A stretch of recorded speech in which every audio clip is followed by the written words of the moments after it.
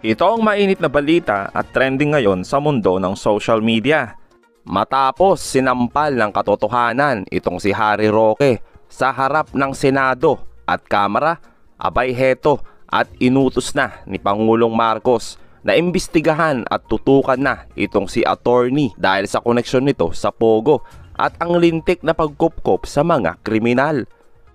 Bubuksan na po namin yung formal na pag-iimbestiga sa kanyang posibleng pananagutan or wala siyang pananagutan dito sa mga kaso ito sapagkat too much, again, this is already too much of a coincidence. This is nothing personal. We don't know him other than the fact that he was a former presidential spokesperson.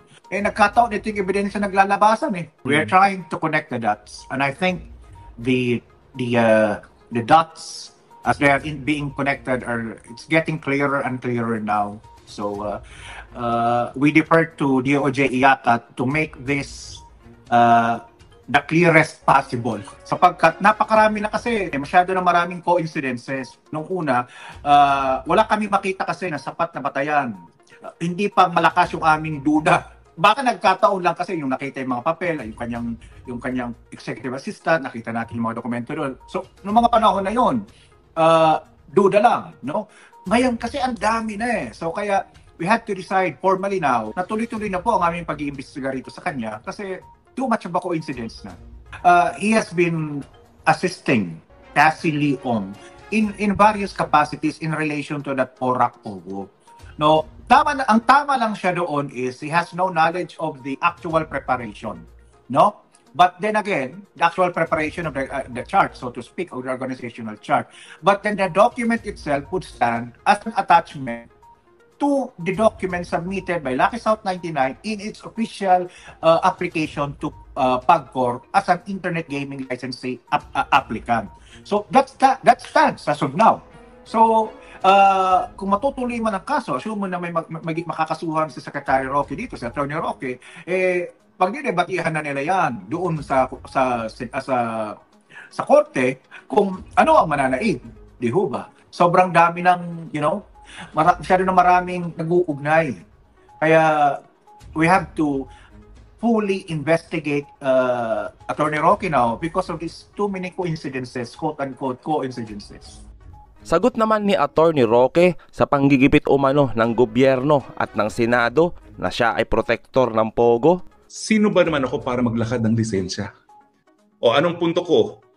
Paano ka naman makakakuha ng lisensya sa PAGCOR na napaka-political na opisina na ito siguro isa sa pinaka-gustong posisyon ng mga supporters ng presidente, samantalang ikaw ay kritiko na ng gobyerno? Yung sinasabi talaga nilang naglakad para sa lisensya sa isang illegal na Pogo, mali po talaga yan. Pero pinagpipilitan talaga ni Senator Risa Ontiveros dahil sinamahan ko si Cassie Ong at kahit anong sabihin ko na siya ay service provider ng Lucky South at hindi taga Lucky South, sinasabi niya, hindi, Lucky South siya. Bastos ba ako? Ang problema sa hukuman, ang pilit kasi ni Senator Ontiveros na mangyari is yes or no sa tanong niya. Pero sa hukuman, on cross-examination, pwede yung yes or no. Pero bibigyan pa rin yung testigo ng pagkakataon na mag-explain sa redirect. Bakit naman sa hukuman na mas formal at mas stricto ang rules, pwede ka mag-explain, pero sa Senado hindi pwede mag-explain? Tama ba yun?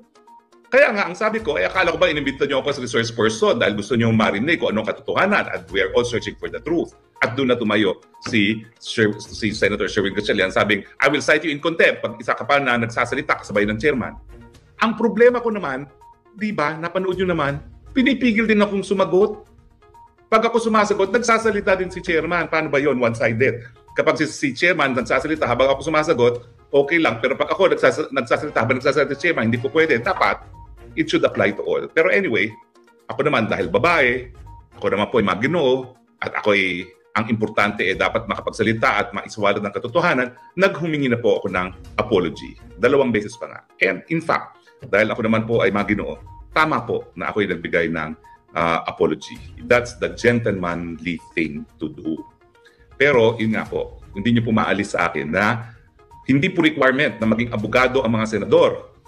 Pero dahil sang-ayon mismo sa rules ng ating senador, ng Senado, na the rules of court apply suppletorily, kinakailangan alam nila ang rules of evidence. At napakahirap po talaga intindihin ang rules of evidence kung hindi ka abogado. Kaya nga aking panawagan yung mga chief of staff ng mga senador na hindi abogado, explain nyo naman kung ano ang nakasaad sa rules of evidence. Okay? Narito naman ang mainit na pagdinig sa Kamara. Is a Whirlwind Corporation is a realty development corporation. Am I correct? Tama po yan, Mr. Chair. At kaya po ako unang nakilala yan matapos ang eleksyon, ang nagpakilala po sa akin, sila daw ay mag-i-invest sa mga renewable energy projects. Pero former Secretary Roque, hindi sila nagpo-provide. No service provide. Hindi sila service provider, in other words. Kasi dito ata sa incorporation nila, it's all about realty development. So, I was confused kung nagpo-provide sila ng service, Whirlwind. Apo. Well, again, apo. Nagpo-provide sila sa... Wait, sandali ha. Because in accordance with the SEC, ano lang po sila? Development, realty development. So, why are they providing services? Sila po ang umupa dun sa lupa, sa Porac, at sila po ang nagpagawa ng mga buildings. At sila po Yes. nagpapaupa sa Lucky South. Yes, so, correct. yung by being a service provider, at alam ko pa naman po, ang patakaran ng mga ibang service provider, ganyan rin, sila nagbibigay ng physical infrastructure, pati computer sila nagbibigay, at iba pang mga serbisyo doon sa mga nag-ooperate ng Pogo, kasi ang mga Pogo talaga, mga Chino, at doon sila talaga sa electronic gambling na involved. So, aside from the realty development, they provide services as well. Tama po yan. At kaya But in nga po, relation to their SEC, ang purpose lang nila is specifically for development ng properties. So, I think there are some violation with regards to the delivering services as well. hindi ko pa because- po Mr. Chair, hindi ko pa po nakikita yung articles nila, pero totoo po na they are first and foremost a real It's here, estate company. Secretary Roque. The amended articles of incorporation of Whirlwind Corporation is primarily to engage in realty development. That's their purpose. Tama po. Mr. So, Chair, Kung sila po ay nagbibigay ng ibang serbisyo, then it's beyond their corporate responsibility nila. normally Diba? po, merong primary at merong secondary. So it could be covered by a secondary purpose po, no? So we will At, check the meron secondary mga- purpose. oo. Okay, for the meantime, we'll be asking. Sige, go ahead muna. I'll be Napi ko na. winding up my interpellation, Mr. Chair, to give chance to other. Mr. Roque, Mr. Chair, for the past several months, medyo mainit talaga ng Pogo. And it seems your name always crops up. Una yung kay Cassandra Leong. Your name was involved. Then itong pangalawa, itong sa raid ng bahay mo, your name again is involved. So, di po natin maalis sa madlang publiko at dito sa komitiba that you might be involved in these illegal activities. Hindi po tama yun. And I don't think there's any basis for saying that.